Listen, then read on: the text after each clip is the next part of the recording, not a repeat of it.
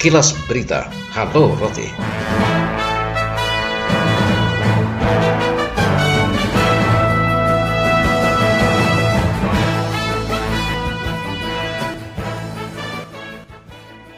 Selamat pagi pendengar, Anda mengikuti rangkaian informasi yang terangkum dalam Kilas Berita Halo Rote edisi Rabu 15 April 2020. Ada beberapa informasi Kilas Berita yang diangkat menjadi informasi di pagi ini, diantaranya sebagai berikut.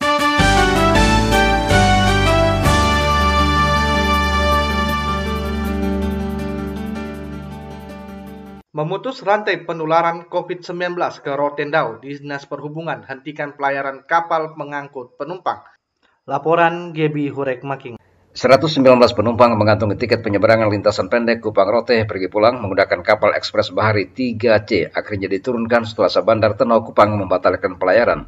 Kepala Dinas Perhubungan Nusa Tenggara Timur Ishak Nuka dikonfirmasi RRI dari Rote membenarkan jika sehari sebelumnya manajemen ekspres Bahari telah diberitahu untuk tidak boleh membawa penumpang. Ishak Nuka menegaskan Dinas Perhubungan telah resmi menyurati manajemen Bahari. Jika terus bandel, Pemprov akan mencabut izin operasi kapal cepat Bahari Ekspres yang selama ini melayari Kupang Rote, Rote Kupang, tegas Ishak Nuka. Kenapa Bahari itu bandel? Sudah kita surati kok bandel. Janganlah. Pak, ini untuk kepentingan masyarakat. Dikasih peringatan dari tadi malam. Kok masih nekat terus? Bagaimana sih? Berani dia jalan, kita kasih cabut dia punya izin izin operasi di NTT. Terkait pembatalan pelayaran, Kepala Cabang Ekspres Bahari, Atik Wijaya di Kupang dihubungi RRI menjelaskan pihaknya memang pernah menerima pesan WhatsApp setelah menerima hasil koordinasi Perhubungan Rotendao dan Dinas Perhubungan Provinsi, pembatalan pelayaran diberlakukan. 119 penumpang diturunkan dengan pengembalian biaya tiket full. Kemungkinan miskomunikasi, Pak. Ya. Tadi pagi setelah penumpang sudah naik di atas kapal baru membatalkan gitu, Pak. Pengembalian tiket itu 100% full, Pak. Tidak ada pemotongan biaya. Sementara itu salah seorang penumpang, Ibu Febi, yang telah mengantongi tiket penyeberangan saat berada di atas kapal, dihubungi RRI menjelaskan pihak manajemen membuka jadwal tiket dan semua penumpang sudah berada di atas kapal. Dirinya hanya menunggu keputusan Sabandar. Katanya belum dapat izin dari Sabandar. Mungkin masih ada negosiasi atau apa, kurang tahu. Semua orang kan sudah di atas kapal. Jam 12 lewat, Pak. Mengacu pada pengalaman sebelumnya, kapal penyeberangan Fungka lintasan Kupang Sabu, semua penumpang diturunkan karena pihak Sabandar tidak membolehkan kapal penumpang beroperasi kecuali memuat logistik. Penutupan pelayaran penumpang lintasan NTT untuk sementara waktu diberlakukan sejak 13 April hingga 30 Mei mendatang. Dinas Perhubungan Provinsi Nusa Tenggara Timur masih memperbolehkan transportasi udara dengan mempertimbangkan kebutuhan mendadak warga di daerah ini. Dari Beranda Selatan NKRI, Gebi Hurek Making melaporkan. Efektivitas penerapan kebijakan sosial, distancing dan physical distancing, pemerintah Kota Kupang perluas cakupan kinerja gugus tugas percepatan penanganan COVID-19 melalui pembentukan gugus tugas COVID-19 hingga ke tingkat kelurahan. Berikut kita ikuti laporan Alfred Sengge. Langkah kebijakan pemerintah Kota Kupang dalam memperluas cakupan kinerja gugus tugas percepatan penanganan COVID-19 melalui pembentukan gugus tugas hingga ke tingkat kelurahan disampaikan juru bicara COVID-19 Kota Kupang, Ernest Luji, di sela-sela agenda rapat pembentukan gugus tugas yang berlangsung Senin siang kemarin, 13 April 2020 di Aula Rumah Jabatan Wali Kota Kupang. Bahkan juru bicara COVID-19 Kota Kupang yang juga selaku Kabag Protokol Komunikasi Pimpinan Sekretariat Daerah Setda Kota Kupang lebih mempertegas terkait peran dan kewenangan gugus tugas tingkat kelurahan yang segera terbentuk sebagai wujud atas komitmen pemerintah dalam memerangi wabah COVID-19. Jadi kita harapkan mulai dari tingkat kelurahan, kecamatan sampai di tingkat kota kita bersinergi untuk bersama-sama melakukan upaya-upaya deteksi dini dan untuk melakukan sosialisasi bahwa COVID-19 ini bukan aib yang harus ketika kita temui di lapangan atau ketika ada orang-orang datang, saudara-saudara kita dalam red zone, mereka itu harus kita usir atau tidak kita terima di masyarakat. Makanya keterlibatan lurah camat itu sangat penting untuk bagaimana nanti mengedukasi warga masyarakat terkait dengan bagaimana upaya pencegahan dan penanganan COVID ketika nanti ditemukan di lapangan. Nah, ini unsur-unsur mulai dari kelurahan, RT RW akan kami libatkan lewat lurah dan camat, Babin Kamtipmas, Babinsa di tiap-tiap kelurahan untuk bersama-sama melakukan upaya-upaya ini. Juru bicara COVID-19 Kota Kupang juga katakan adanya sejumlah agenda strategis yang akan dibahas bersama dalam rapat pembentukan gugus tugas tingkat kelurahan. Salah satunya berkaitan dengan pola penanganan warga yang berasal dari daerah terpapar COVID-19 atau terkategori red zone wilayah merah. Hari ini kita melaksanakan rapat dengan seluruh komponen termasuk lurah dan camat, termasuk perangkat-perangkat daerah yang bersinggungan untuk kita sikapi itu semua karena kita memang perlu untuk mempersiapkan itu secara baik terkait dengan penyiapan tempat isolasi secara massal. Nah, itu nanti akan dibicarakan bagaimana langkah ke depan, nanti itu akan disiapkan secara baik tentunya lewat perhitungan-perhitungan yang baik. Perhitungan bagaimana ketersediaan sarana prasarana, ketersediaan makanan minuman untuk masyarakat yang nantinya mereka itu ada atau diisolasi secara massal. Kendati demikian, juru bicara COVID-19 19 Kota Kupang juga akui dalam kaitan dengan penerapan pembatasan berskala besar atau PSBB, Kota Kupang masih tetap mengacu pada kebijakan social distancing dan physical distancing dengan mempertimbangkan dari berbagai aspek terhadap dampak ikutan yang ditimbulkan jika diberlakukannya pembatasan berskala besar di masyarakat. Alfred Sengge, RRI Kupang. Pelaku ekonomi kecil, khususnya pedagang kaki lima seputaran Kota Baang, menerima sumbangan masker dari Partai Golkar Rotendao.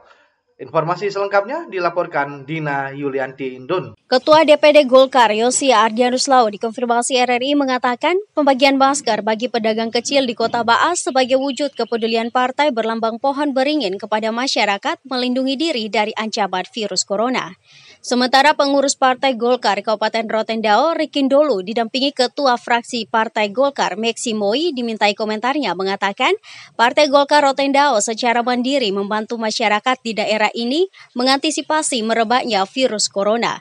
Golkar Rotendao hari kemarin membagikan 1.000 buah masker, 500 di seputaran Kota Baah dan 500 di Pantai Baru. Namun selain membagikan masker, Golkar membekali warga penerima dengan pemberian 2.000 vitamin C. Pembagian masker juga diperuntukkan bagi tukang ojek dan pengguna jalan yang kedapatan tidak bermasker. Ya, jadi jumlah masker yang bagikan oleh fraksi Golkar itu sebanyak 1.000 pieces, 500 di Kota Baah, 500 di Pantai Baru. Ya, selain masker 1.000 tadi juga ada vitamin 2.000, 1.000 di Kota Baah, 1.000 di Pantai Baru. Itu dibagi untuk pedagang yang di jalan, ya, terus ini tukang ojek dengan beberapa pengguna jalan yang kebetulan lewat dan tidak menggunakan masker itu potong bagi. Dijadwalkan Partai Golkar Rotendao akan melakukan pembagian masker untuk wilayah Kecamatan Rote Barat Laut dengan titik pembagian di Pasar Busalangga pada Rabu 15 April 2020. Golkar Rotendao sebelumnya memberikan bantuan masker pada kalangan terbatas yakni pada awak media di daerah ini. RRI Rote, Dina Yulianti melaporkan.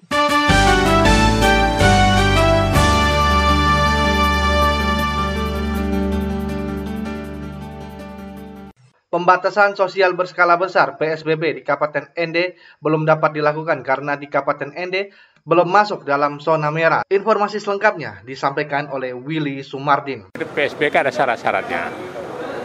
Tentunya setiap hari kita update data kita dulu.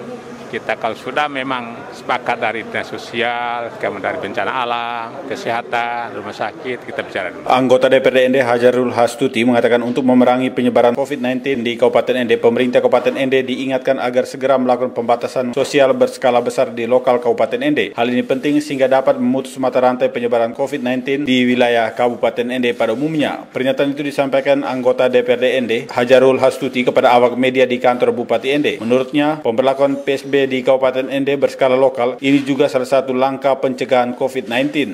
Dalam waktu dekat secara lokal kita antisipasi pembatasan sosial berskala besar, tapi ini konteksnya Ende. Kita harus ambil langkah cepat. Pikiran-pikiran yang kita perlu antisipasi untuk ke depan. Menanggapi hal itu, Bupati Ende Jafar H. Ahmad mengatakan untuk Kabupaten Ende saat ini belum bisa memberlakukan PSBB dan jam malam. Jika hal ini dilakukan tentu melalui kesepakatan bersama pemerintah, Forkompinda, Badan Penanggulangan Bencana Daerah. Pembatasan sosial berskala besar dapat dilakukan setelah mendapat persetujuan dari pemerintah Provinsi Nusa Tenggara Timur. Menurut Bupati Jafar, pemberlakuan PSBB itu tidak serta-merta dilakukan, juga harus mendapat persetujuan dari pemerintah pusat. Forkompinda, baru kita usulkan ke Menteri Kesehatan.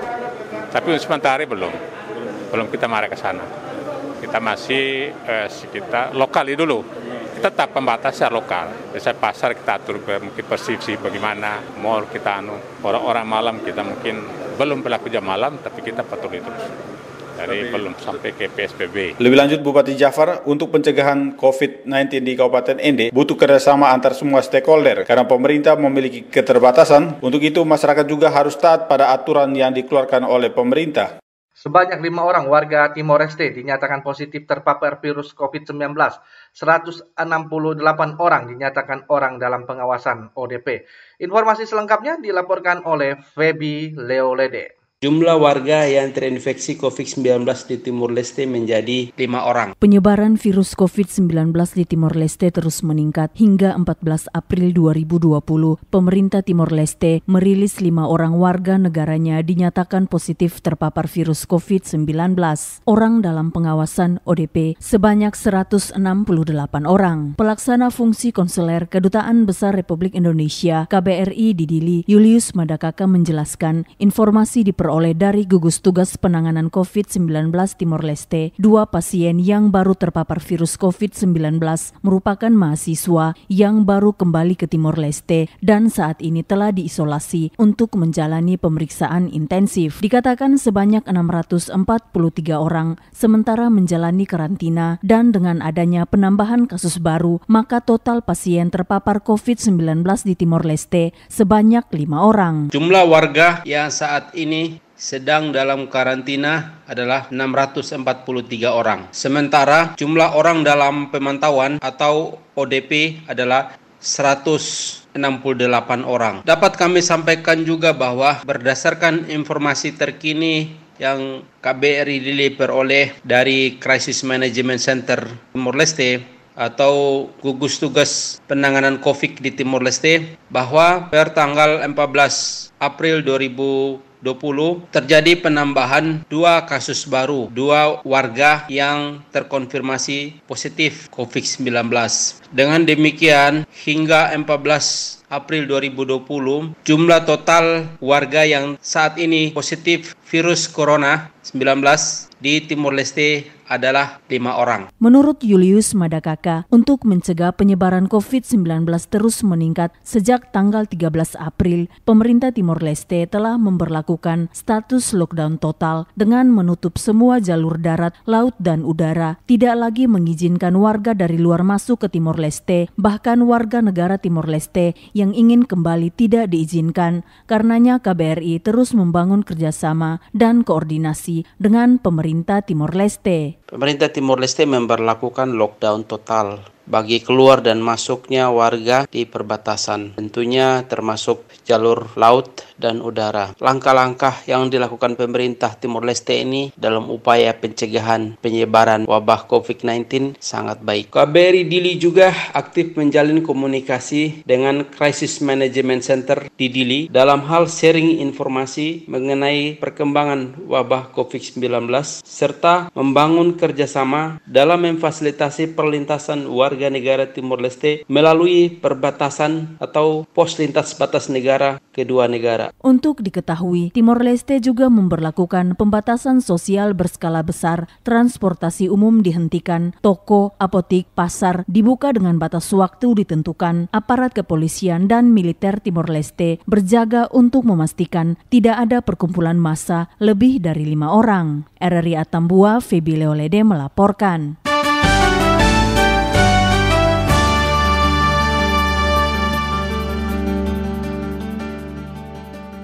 Pendengar, demikianlah rangkaian informasi terkini yang disampaikan melalui Kilas Berita Halo Rote. Atas nama kerabat kerja yang bertugas, saya Rudi Hartono mengucapkan terima kasih dan selamat pagi.